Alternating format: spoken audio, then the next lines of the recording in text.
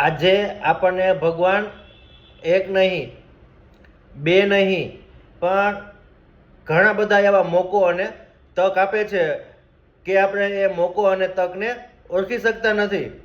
So hi friends, I am આઈડી Khushal. Welcome to my channel. તો આજે આપણે એવી બે કહાનીની વાત સાંભળવાના છીએ કે આપણને જિંદગીમાં કંઈક આગળ વધવા અને કંઈક શીખવા માટે મોકો અને તક મળતા હોય છે. પણ જો જિંદગીની વાત આવી તો આજે દુનિયાનો કોઈ પણ વ્યક્તિ એવો નહીં હોય કે જેમને એમની જિંદગીમાં કંઈક કરવું હોય, આગળ વધવું હોય, કંઈક નામના કમાવી હોય, તો આપણને જિંદગીમાં ઘણી બધી વખત એવા મોકો અને તક મળતા હોય છે કે આપણે મોકો અને તકને ઓળખી શકતા નથી, જેથી કરીને આપણે એ મોકો અને તકને જવા દઈએ છીએ. તો આજે તમને હું પહેલી કહાની વિશે સંભળાવું. તો પહેલી કહાનીમાં એવું છે કે એક જર્નલિસ્ટ હોય છે અને એક એવો વ્યક્તિ હોય છે કે જે બહુ મોટો વ્યક્તિ હોય છે કે જેમની પાસે કોઈ રૂપિયાની કમી નથી હોતી. તો એક દિવસ એ જર્નલિસ્ટ પોતાની ઓફિસે બેઠો હશે, બપોરના ટાઈમે ચા પીતો હોય છે. તો તમને બેઠા બેઠા મગજમાં એવો વિચાર આવ્યો કે આપણા સિટીમાં એક એવો વ્યક્તિ રહે છે કે જે બહુ મોટો વ્યક્તિ છે કે જેમની પાસે આજે કોઈ રૂપિયાની કે કઈ વસ્તુની કમી નથી. તો તે જર્નલિસ્ટને એવું મગજમાં થયું. આજે જો તમને કહી દઉં કે જર્નલિસ્ટનું કામ શું હોય છે, કે જર્નલિસ્ટનું કામ એવું હોય છે કે આજે તે અલગ અલગ જગ્યાએથી કંઈક અલગ એવી ઇન્ફોર્મેશન ભેગી કરીને પ્રશ્નના જવાબનું સોલ્યુશન આપીને તે આપણા બધા પાસે માહિતી પહોંચાડતા હોય છે. જર્નલિસ્ટનું કામ એવું હોય છે. તો તે જર્નલિસ્ટને વિચાર આવ્યો કે આપણે એ વ્યક્તિનું એક ઇન્ટરવ્યૂ લેવું છે. એમને ઈચ્છા થઈ કે મારે એ વ્યક્તિનું ઇન્ટરવ્યૂ લેવું છે. તો એમને બીજો પ્રશ્ન મગજમાં આવ્યો કે મારે વ્યક્તિને મળવું હોય તો કેવી રીતના મળવું. તો તે બીજે દિવસે સવારે ઉઠીને તેમના રૂટીન કાર્યક્રમ પતાવીને તે વ્યક્તિ જર્નલિસ્ટ જે પેલો વ્યક્તિ હતો તેમના ઘર પાસે જાય છે. પોતે ઘર પાસે ગયો તો ત્યાં તો ફૂલ સિક્યુરિટી હતી, કોઈને અંદર જવા દેવામાં આવતા નહોતા. તો તે જર્નલિસ્ટે શું કર્યું કે પહેલા 10 દિવસ સુધી તે ત્યાં ડેઈલી સવારમાં ત્યાં જતો રૂટીન પ્રમાણે, અને તે બધું જોતો કે પેલા વ્યક્તિનો રૂટીન શું છે ડેઈલીનું, તે વ્યક્તિ કેટલા વાગે નીકળે છે, તો તેમની પાસે કેટલી સિક્યુરિટી છે, કેવી રીતના જાય છે, કેવી રીતના આવે છે. તે જર્નલિસ્ટે 10 દિવસ સુધી તે ત્યાં તેમના ઘર પાસે ગયો અને જોયું. જો તમને આજે ખબર છે કોઈ પણ વ્યક્તિ મોટું તો તેમના પીએ કે પર્સનલ આસિસ્ટન્ટ હોય છે, તેમના મેનેજમેન્ટ કરવા માટે મેનેજર હોય છે. તો ત્યાં 10મા દિવસે એ વ્યક્તિને જર્નલિસ્ટને પેલો ત્યાં તેમના ઘર પાસે મેનેજર દેખાણો. તો તેમને આઈડિયા આવ્યો બસ કે હા આપણે છે ને આ મેનેજરને વાતચીત કરવી પડશે તો આપણો રસ્તો સરળ બનશે. તો તે જર્નલિસ્ટ 11મા દિવસે તે પાછો તેમના ઘર પાસે ગયો અને તે મેનેજરને મળ્યો. જર્નલિસ્ટે તેમની ઓળખાણ આપી કે ભાઈ હું જર્નલિસ્ટ છું અને મારું એક સપનું એવું હતું કે મારા તમારા સર છે, સાહેબ છે, એમને મળવું છે અને તેમનું એક ઇન્ટરવ્યૂ લેવું છે. તો પહેલાં મેનેજરે કીધું કંઈ વાંધો નહીં સાહેબ, હું મારા સાહેબને પૂછી લઈશ. જો મારા સાહેબ મને પરમિશન આપશે તો હું તમને બોલાવી લઈશ. પણ 5 દિવસ ગયા તોય પેલા મેનેજરનો ફોન ના આવ્યો. 16મા દિવસે પાછો જર્નલિસ્ટ ત્યાં ઘર પાસે ગયો. તો પેલા મેનેજર સાહેબને મળ્યું કે સાહેબ શું થયું, તમારા સાહેબ જોડે વાત થઈ કે ના થઈ કે આપણે એક ઇન્ટરવ્યૂ લેવાનું છે. તો પેલા વ્યક્તિ કહ્યું કે અમારા સાહેબ અત્યારે હમણાં કામમાં બિઝી છે, હમણાં તે ફ્રી નથી. તો તે આવશે ગયા તો હું તરત તમને પૂછીને કહીશ. આવી રીતના 20 દિવસ ગયા, 25 દિવસ ગયા. પછી 25મા દિવસે સવારે જર્નલિસ્ટને પેલા મેનેજરનો ફોન આવ્યો કે સર તમે આવી શકો છો, સરે તમને પરમિશન આપી છે મળવા માટેની. તો તે જર્નલિસ્ટ તો ખુશખુશાલ થઈ ગયો અને તે ફટાફટ તેમના ઘરેથી નીકળ્યો અને પેલા વ્યક્તિના ઘરે પહોંચ્યો. ત્યાં ઘર પાસે આવીને મેનેજર સાહેબને મળ્યો. તો મેનેજર સાહેબે શું કીધું ભાઈ કે ભાઈ જોજો તમે, સાહેબે તમને એમનો કિંમતી ટાઈમ આપ્યો છે, તો તમારે જે કાંઈ તમને હોય એ તમે બધું પૂછી લેજો. પછી બીજી વખત આવો તમને મોકો કે તક સાહેબને મળવાની મળશે નહીં. તો તે જર્નલિસ્ટ કે જી સાહેબ જરૂર, મારે આ જ ટાઈમની અને હું આ જ મોકાની રાહ જોઈ રહ્યો હતો. તો પછી પેલો વ્યક્તિ લિવિંગ રૂમમાં બેઠા બેઠા એક પુસ્તક વાંચતો હોય છે. ત્યાં જર્નલિસ્ટ આવે છે અને જર્નલિસ્ટ તો બહુ ખુશખુશાલ હતો. શું કામ ને કે તેમને એ વ્યક્તિને મળવાનો મોકો મળ્યો.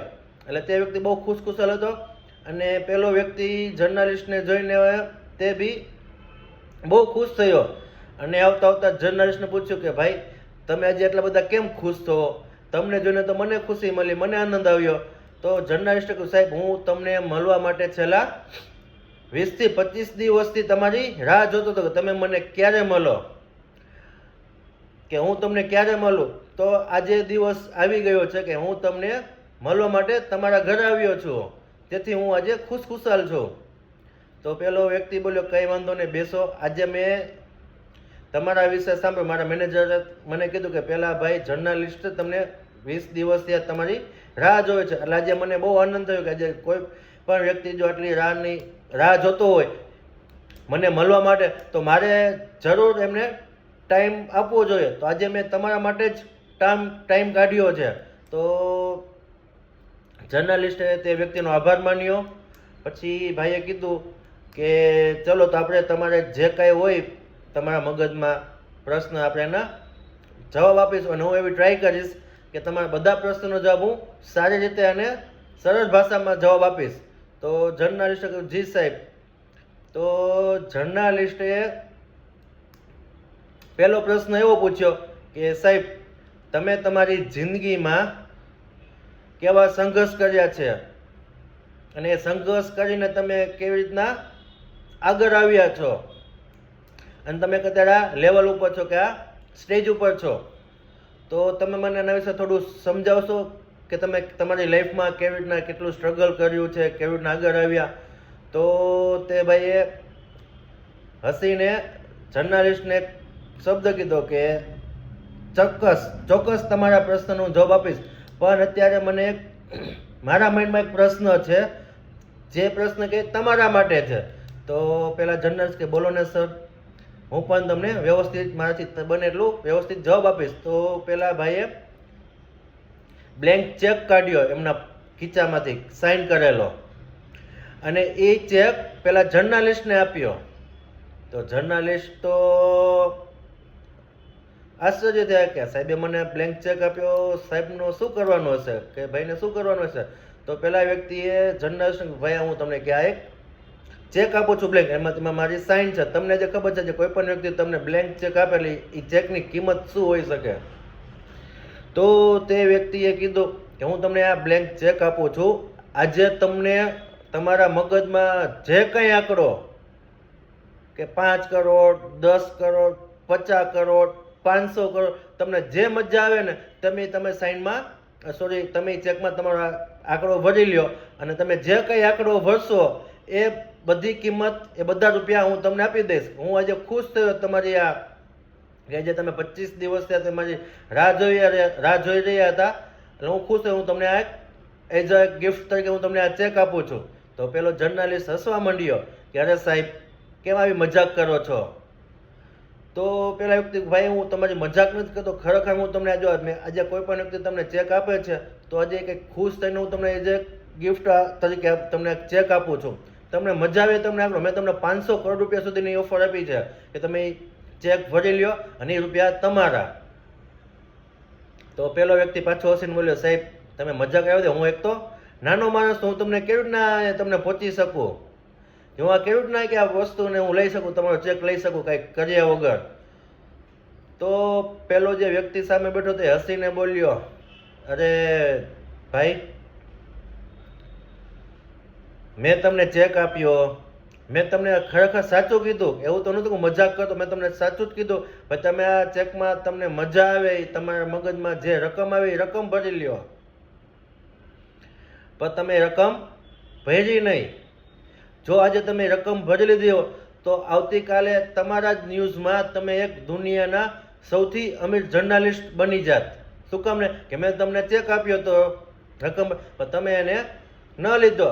તો હું તમને એ જ સમજાવવા માંગુ છું કે તે જર્નલિસ્ટને એક મોકો અને એક તક મળી, પણ તે જર્નલિસ્ટ તેને ઓળખી ના શક્યો. આ ભાઈએ વ્યક્તિએ એ જર્નલિસ્ટને કીધું કે આજે તમને ભગવાને એક મોકો આપ્યો હતો અને એક તક આપી હતી કે તમે જે તકનો લાભ ઉઠાવી ન શક્યા. તો હું આ કહાનીમાં એટલું જ કહેવા માંગુ છું કે ઘણી વખત આવા કોઈ પણ વ્યક્તિ ભગવાન આપણી પાસે વ્યક્તિને મોકલતા હોય છે કે એક મોકો મળતો હોય છે આપણને જિંદગીમાં આગળ વધવા માટે, પણ આપણે સામે વ્યક્તિનો કામ મજાકમાં લઈએ છીએ કે આપણે મગજમાં ઉતારતા નથી, આથી આપણે તક અને મોકોને છોડી દઈએ છીએ અને આપણે એનો લાભ ઉઠાવી શકતા નથી. તો એક હજી તમને બીજી કહાની એ સંભળાવીશ કે બીજી કહાનીમાં એવું હતું કે એક નાનકડું એવું સરસ મજાનું ગામ હતું. નાનકડું એવું સરસ મજાનું ગામ એટલે ત્યાં દેવી દેવતાના સ્થાનક હોય છે. તો ત્યાં એક નાનકડું એવું મંદિર હતું, ખૂબ જ સરસ મજાનું.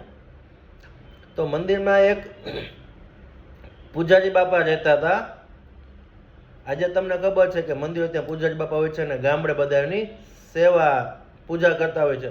તો તે પૂજારી એનો નિત્યક્રમ સવારે ઉઠીને સાંજે સુવે ત્યાં સુધી એક જ કામ તેમને કરવાનું કે ભગવાનની સેવા પૂજા અને આરાધના કરવી. અને તે પૂજારી આખો દિવસ તે ભગવાનની ભક્તિમાં જ ટાઈમ કાઢતા અને ભગવાનની ભક્તિમાં જ આખો દિવસ વિતાવતા. ત્યારે આપણે જોઈએ તો તે દિવસ એવો હતો કે જે ચોમાસાના દિવસો હતા. ચોમાસાના દિવસો એટલે કે વરસાદના દિવસો હતા. તો થોડાક દિવસ પછી ગામમાં સિટીમાંથી આગાહી આવી કે ભાઈ આજે આવનારા 5 થી 7 દિવસમાં ભારેથી અતિ ભારે વરસાદ પડવાનો છે, તો તમે લોકો બધા ગામ ખાલી કરી દેજો. તેમને એવા સમાચાર આવ્યા. 2 દિવસ થયા તો વરસાદ ચાલુ થયો. જે 2 દિવસ પહેલા કીધું પ્રમાણે વરસાદ ચાલુ થયો તો ગામના લોકો ગામ છોડીને નીકળવા માંડ્યા. ગામ આખું ખાલી થઈ ગયું. પણ આજે એક વ્યક્તિ છેલ્લો વ્યક્તિ હતો કે તેમને સારો વ્યક્તિ હશે કે તેમને પૂજારી બાપાની દયા આવી. તો તે પૂજારી બાપાને મંદિરે જોઈ ગયો કે એ પૂજારી બાપા તમે કેમ હજી મંદિરે રોકાણા છો?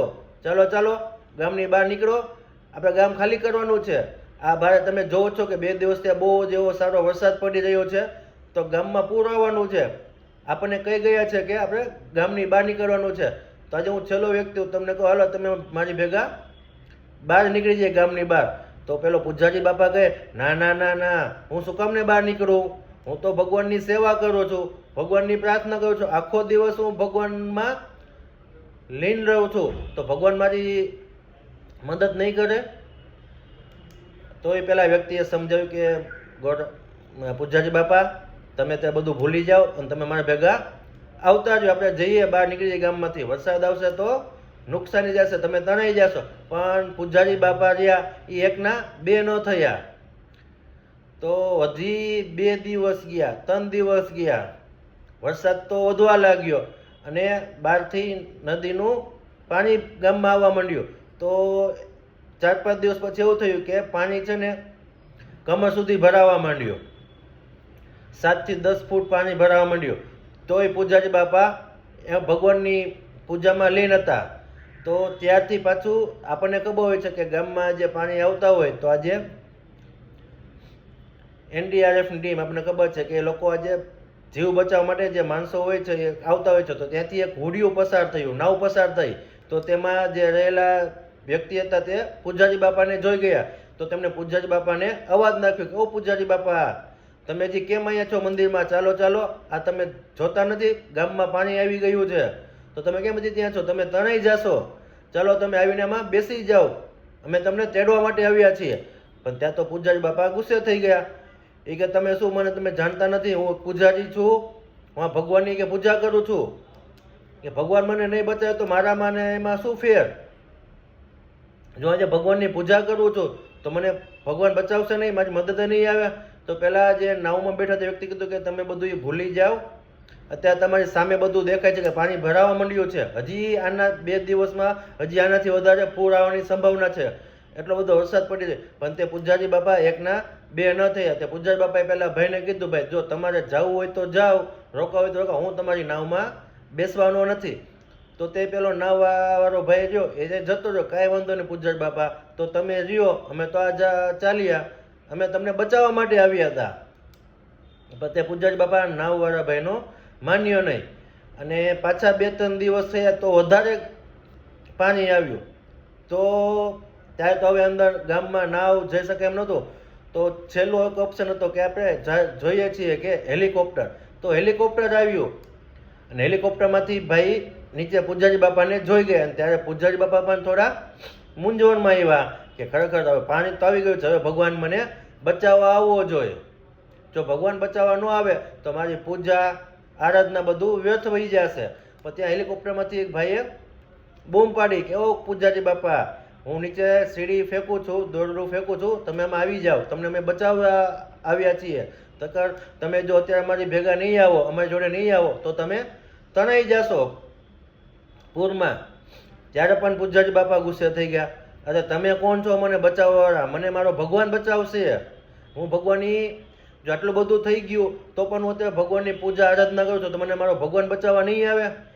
પેલા ભાઈએ સમજાવ્યું કે તમે અત્યારે બધું રહેવા દો, તમે તમારી સામે છે, જો પૂર આવે છે, પાણી બહુ જ ભરાઈ ગયું, તમે આવતા રહ્યો, તમે બચી જશો, અમે તમને બચાવવા જ આવ્યા છીએ. પણ તે પૂજારી પાછો એકના બે ન થયો, તે પણ તેની વાત નકારી કાઢી. તે પૂજારી બાપાએ તેમને કહ્યું, ભાઈ તમે જાઓ તો જાઓ, મને મારો ભગવાન જ બચાવવા આવશે. પેલા ભાઈએ બહુ જ સમજાવ્યા પૂજારીને, પણ તે પૂજારી એકના બે ન થયા. છેવટે બાકી તે પેલા ભાઈ જતા રહ્યા. પાછા એક બે દિવસ થયા તો ગામમાં મોટું એવું પૂર આવ્યું, પાણી આવ્યું. જો પાણી આવ્યું તો આખું ગામ તણાઈ ગયું, મંદિર પણ તણાઈ ગયું અને પૂજારી પણ તણાઈ ગયો. તો આજે તમને ખબર છે પૂજારી તણાઈ ગયો એટલે એમનું મૃત્યુ થયું હશે. તો તે પૂજારી ભગવાનના ધામમાં ગયો. જોજો સાંભળવા જેવી વાત છે. તો તે પૂજારી ત્યાં ઉપર જઈને ભગવાન પાસે ગયો અને તે પૂજારી ભગવાન પાસે જઈને અને તે ભગવાન ઉપર ગુસ્સો કાઢવા માંડ્યો કે તમે આજે કેવા છો? તમે મારી સામે જોયું નહીં? તમને ખબર છે કે આખો દિવસ સવારે ઉઠીને કે સાંજે સૂતા સમય તક હું તમારી આખો દિવસ પૂજા કરતો, તમારી આરાધના કરજો, તમારી સેવા કરતો, તોય તમે મને આજે બચાવવા ન આવ્યા? અને તે પૂજારી ભગવાન ઉપર ગુસ્સો ઠાલવા માંડ્યો, જેમ ને તેમ બોલવા માંડ્યો, તમે આવા છો ને તમે તેવા છો ને તમે મને બચાવવા ન આવ્યા ને મને તમને આજથી તમારા પર વિશ્વાસ ઉઠી ગયો. ને તો ભગવાન તો હસતા હતા. પૂજારી બોલ્યો, તમે શેના હસો છો? હું તમને કહું છું તમારું સાંભળતા નથી. તો ભગવાને હસીને કીધું કે તમે જો મને સાંભળો તો હું તમને તમારા પ્રશ્નનો જવાબ આપું. તો પૂજારી કે આપ કયો શું છે? તો ભગવાને હસીને જવાબ આપ્યો કે આજે હું એક છું અને તમે આખી દુનિયા છો. તો હું બધા પાસે જાઉં તો હું બધાને પહોંચી ન શકું. તો તમને ખ્યાલ હોય કે તમને પેલો વ્યક્તિ કોણ મળ્યો હતો કે તમને કીધું હતું ભાઈ તમે ગામની બહાર નીકળી જાઓ? તો કે એક વ્યક્તિ હતો ગામનો, એને મને કીધું તો મેં પેલા વ્યક્તિને મોકલ્યો તમારી પાસે, ભાઈ તમારી આજે હું તમારી આ સેવા તમે મારી કરતા તો હું તમારાથી મને મજા આવી કે તમે આજે મારી સેવા કરી રહ્યા તો મને એવું થયું ચલો ને આજે પૂજારી બાપાને બચાવી લો.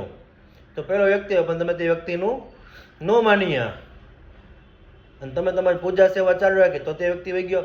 તો પણ મને પાછું ચલો ને જે પૂજારી બાપાને હજી બીજો મોકો આપીએ આપણે કે આપણી બહુ સેવા કરે છે તો આપણે એને બચાવી લઈએ.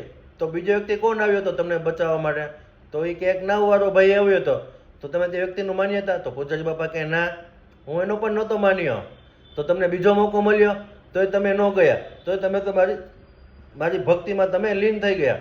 તોય પણ મને એમ થયું ચલો ને કે પૂજારી બાપાને હવે છેલ્લો મોકો આપો. હું તમારી પૂજાથી બહુ આશ્ચર્ય હતો અને બહુ મને તમારા ઉપર એવું લાગ્યું કે ચલો ને ત્રીજો મોકો આપી દઈએ પૂજારી બાપાને. તો ત્રીજો વ્યક્તિ કોણ આવ્યો હતો? તો કે ત્રીજો વ્યક્તિ હેલિકોપ્ટર લઈને આવ્યો હતો. તો એને તમને શું કીધું હતું? તો એ પણ મને બચાવવા આવ્યો હતો, જે પેલા બે વ્યક્તિ જેમ બચાવવા આવ્યા હતા એવી રીતે. તો કે તમે એનું માને? તો કે ના, કે આજે તમને ત્રણ મોકો મળ્યો છતાં પણ તમે તેમને ઓળખી ન શક્યા, પારખી ન શક્યા. તો આમાં હવે આજે હું તમને શું કરી દઉં?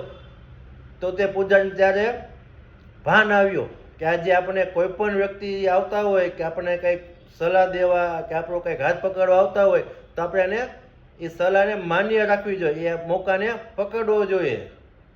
તો આપણને આ કહાની વિશે આ કહાનીમાંથી એવું સમજવા મળ્યું કે આજે આપણે જોતા હોઈએ છીએ કે આજે આપણે આપણી જિંદગીમાં મહેનત કરતા હોય છે, ઘણા બધા વ્યક્તિ આવતા હોય છે કે આપણને કહેતા હોય ભાઈ તું આ વસ્તુ ને આ વસ્તુ કર, પણ ત્યારે આપણે એ વાતને ઇગ્નોર કરતા હોઈએ છીએ.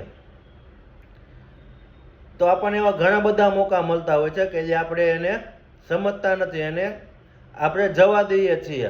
પછી આપણે ભગવાનને શું કહીએ છીએ કે તે મારા ઉપર ધ્યાન ન આપ્યો, હું તારા ભક્તિમાં લીન હતો ને મેં તારા પાછળ એટલું કામ કર્યું તોય તમે મારા ઉપર ધ્યાન દીધું, તમે મારી ભવિષ્યનો સુધાર્યું. તો હું તમને એટલું જ કહેવા માંગુ છું કે આપણને જિંદગીમાં એવા ઘણા બધા મોકા મળતા હોય છે કે તક મળતી હોય છે કે આપણે એનો ફાયદો ઉઠાવી નથી શકતા, આપણે મોકાનો લાભ ઉઠાવી નથી શકતા. તો મારું એટલું જ કહેવું છે આ વિડીયો દ્વારા કે તમારી આજુબાજુ ઘણા પણ બધા એવા વ્યક્તિઓ આવતા હોય છે કે તમને એક મોકો મળતો હોય છે કે ઘણી બધી તક મળતી હોય છે, તો તમે તે મોકાનો લાભ ઉઠાવી અને તે તકનો લાભ ઉઠાવી તમે એમાં આગળ વધો. જો આપણને આજે ખબર નથી કે કંઈક એવો મોકો હોય છે કે આપણી આખી જિંદગી, આપણી આખી લાઈફ સુધારી શકે એવો મોકો હોય છે, તો તમે મોકો અને તકનો લાભ ઉઠાવો. બીજા જ આવી કંઈક નવી વસ્તુ શીખવા માટે આપણે બીજા વિડીયોમાં જોવા મળશે. નવો જ વિડીયો લઈને આવશો કે એમાં હજી ઘણી બધા મને વાતો શીખવા મળે કે આપણી લાઈફમાં જે ઉતારવા જેવી હોય છે, આપણી જિંદગીને આગળ વધારવા જેવી હોય છે. તો આજે આપણે ફરીથી આવા બીજા વિડીયોમાં જોવા મળશું. Thank you so much.